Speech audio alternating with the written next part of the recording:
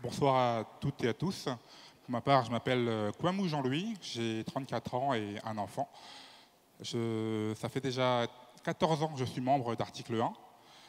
Et il y a quelques années en arrière, j'ai rencontré Article 1 par l'intermédiaire de mon prof de lycée, mon prof principal, qui, grâce à Article 1, me met en relation, en contact avec un mentor.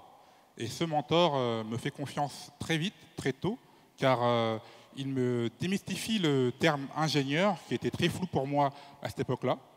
Et de la manière assez simple, il m'invite dans ses locaux, dans son entreprise qui était Nokia à l'époque. Et je rencontre plusieurs de ses collègues qui ont différents parcours et surtout différents métiers, ce qui déclenche en moi le fait que je me dis qu'avec ce diplôme d'ingénieur, je vais pouvoir réussir à m'ouvrir plein de possibilités. Et donc, je n'avais qu'à avoir confiance en mon avenir et foncer tout droit. Ce que j'ai fait, mon leitmotiv tout au long de tout mon parcours. Et cela, dès le départ, en intégrant une école d'ingénieur, j'ai essayé diverses matières technologiques, informatique, électronique pure, c'était embarqué. Mais je me suis concentré sur les télécommunications, mais ça ne m'a pas empêché d'accepter en premier job quelque chose de très éloigné de mon domaine, parce que je me suis dit, pourquoi pas? Et j'y suis allé. Je me souviens de cette époque-là, ma responsable à la DSI de Numéricable qui m'avait dit, très précisément, si j'intégrais ces équipes, je devais dire adieu aux télécommunications. Mais je m'étais dit, on verra bien.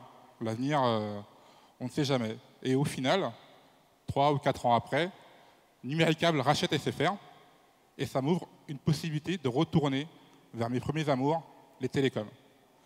Et de plus, j'avais le choix entre travailler dans 93 près du Stade de France, à Saint-Denis, ou partir dans le sud de la France pour Aix-en-Provence. Et j'ai fait le choix de découvrir cette ville où je ne connaissais personne, même dans cette région, et j'y suis allé et j'y ai vécu 3 ans.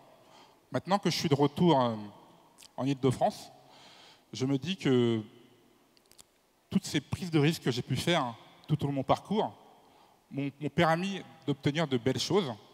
Et je me dis que maintenant, c'est aux plus jeunes, c'est maintenant que vous pouvez prendre des risques, faire des choix différents des autres, parce que c'est pas lorsque vous aurez des enfants, une vie de famille comme Yacine ou moi, que vous allez prendre des risques. Vous en prendrez un peu moins, mais beaucoup plus mesurés. Donc n'hésitez pas, ayez confiance en votre avenir, osez, de belles choses vous arriveront très vite.